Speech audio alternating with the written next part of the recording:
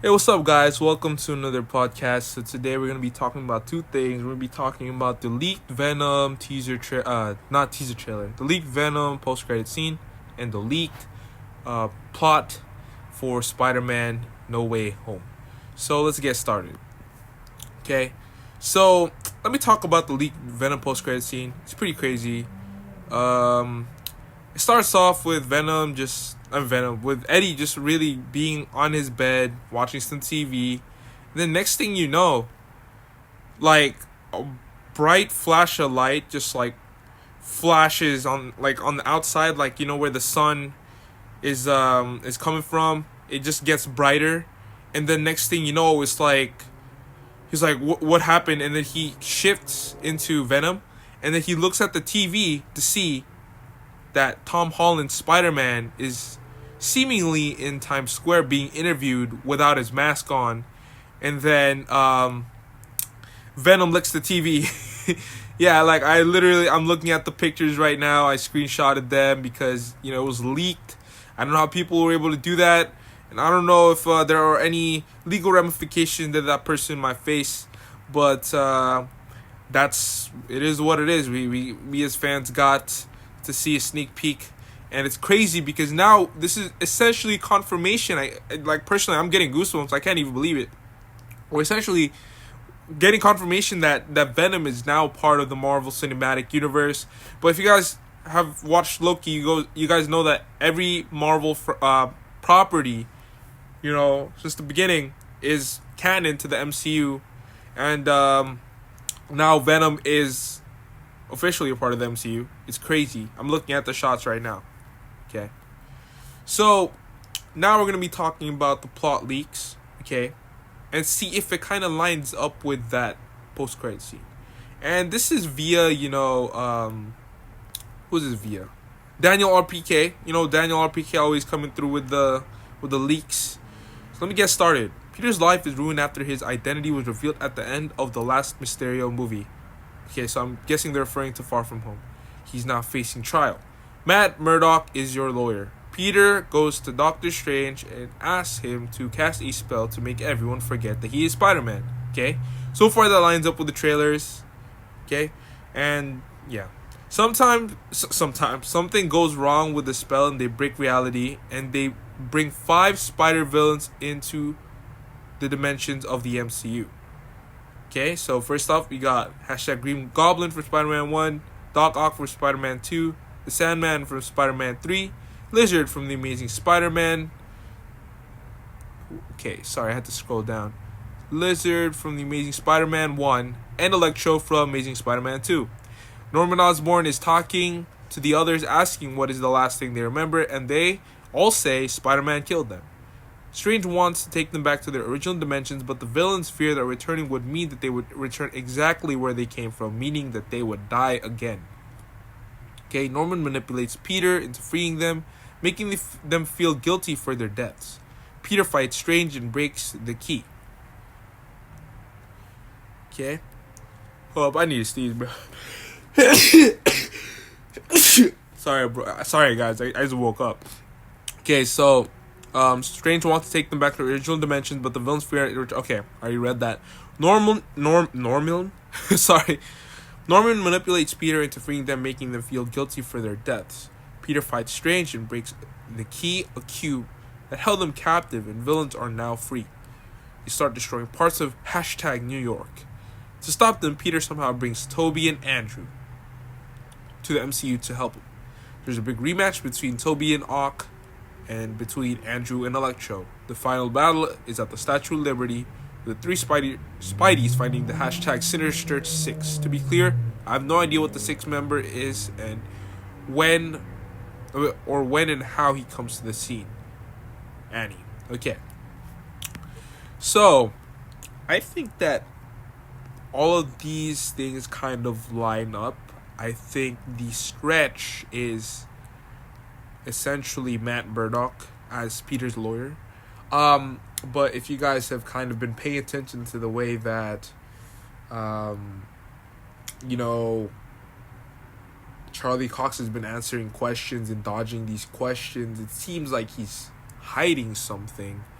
and also the fact that he had to cancel some shoots for another show because of some unforeseen circumstances at the same time that No Way Home is doing reshoots. Now, I think it would be really easy for them to really just add Matt Murdock in at the beginning with people not really knowing who he is, but it's just essentially fan service for fans who have seen Daredevil and just never show him again in the movie because that's all he is. He can maybe give Peter some advice because he does know things. He's been in that situation where he's lived double lives, and that's essentially what this movie's about. So I think that's a stretch regardless. Okay. Now the 5 villains of the dimensions from the other dimensions, I think that's pretty much plausible because we've seen bits and pieces of them in the trailer. We've seen Doc Ock, we've seen Green Goblin, we've seen we know Electro's definitely in it, okay, and we've seen Sandman. We've seen someone that resembles the Lizard at one point in the trailer when Peter turns around. People were saying that he's Venom, but I think that it's Lizard because Venom does not have a tail. And yeah, that's 5 so far, right? Now the 6th one, we don't really know. We don't know who it could be. But hey, like I just described, Venom is now in the MCU. So why would it not be Venom? You know what I mean? I think that the director of Venom has been teasing that maybe Venom needs to fight some other villains before he fights Spider-Man. We've seen him fight Carnage, but there's still plenty of villains in Ravencroft for him to kind of take down. And I think that that's just misleading us. The same way that that I believe Jonathan Majors, who plays Kang the Conqueror, literally said that he wasn't going to be in any episodes of Loki, and yet at the very last episode he made an appearance, and it turns out he was the one pulling the strings the entire time, and now he's confirmed to be the villain of the next wave of Marvel phases. So I think it's pretty much the same thing. They're just trying to mislead us. Of course, this is still owned by Sony, and this is Sony's only sole Marvel property at the moment, aside from Venom, really. But MCU has so much, and I think that Sony really made a bargain with Marvel to make this movie as big as they possibly can. And there's also a possibility after I was watching Movie Theory, I think. What was it called? Cinema Theory. And they were saying that essentially this could be the last MCU Marvel film. They can literally do many things. They can do several things with Tom or Toby or Andrew after this movie, and they can move forward in many different directions. So this can essentially be them giving their last hurrah. And if you guys want to watch that video, check it out. I mean, let me pull it up for you guys because I want you guys to watch it, and I want you guys to absorb it and see what you guys think. Cinema Theory. Yeah, the Film Theorist. There you go. Search up the Film Theorist. And it's Spider-Man. Yeah, it's a Spider-Man Theory one. I don't exactly remember. Let me search it up. The Film Theorist. Yeah. No, typo, man. It's like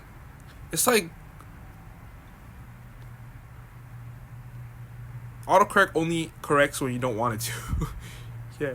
So, yeah, the video is titled Film Theory 3 New Spider-Man No Way Home Theories.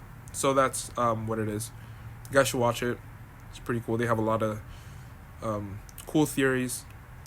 Well, it depends on really what your definition of sad would be. If you think that this might be Tom Holland's last Spider-Man movie. But yeah, let me get back into the fray, what I was talking about. Okay, so Norman Osborn is asking the others to talk, is talking to the others, saying that asking them what the last thing they remember is, and they all say Spider-Man killed them.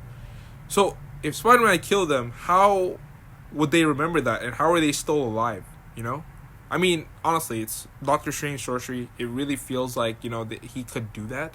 He can kind of, but that's kind of a stretch. You know, reversing time in another dimension, in another plane of existence, but the Infinity Stones are gone. But for some reason, Doctor Strange still has the Eye of Agamotto, which makes no sense unless he found a way to make some sort of synthetic time stone or some form of replacement, which I think might be possible. You know, I mean, it's Doctor Strange. He's meant to be the greatest of all sorcerers, so he can do something like that, right? But, yeah, like, Norman manipulates Peter into freeing them, making them feel guilty for their deaths.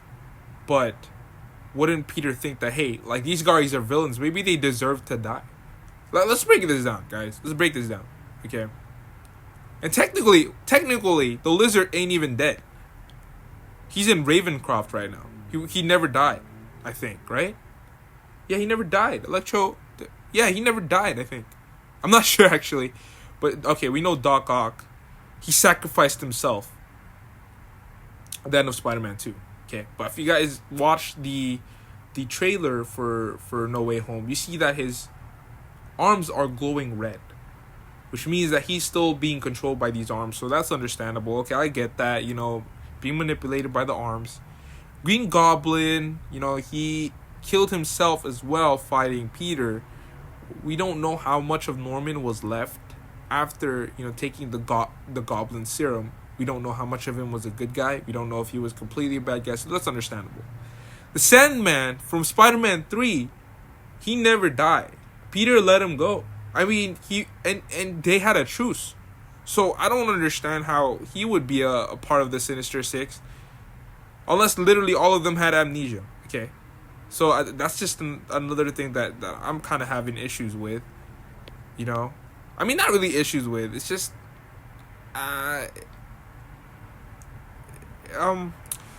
you know, it would be understandable if they kind of, you know, show him who's boss. They're like, hey, you know, they're like, Spider-Man is no foe, he's a friend.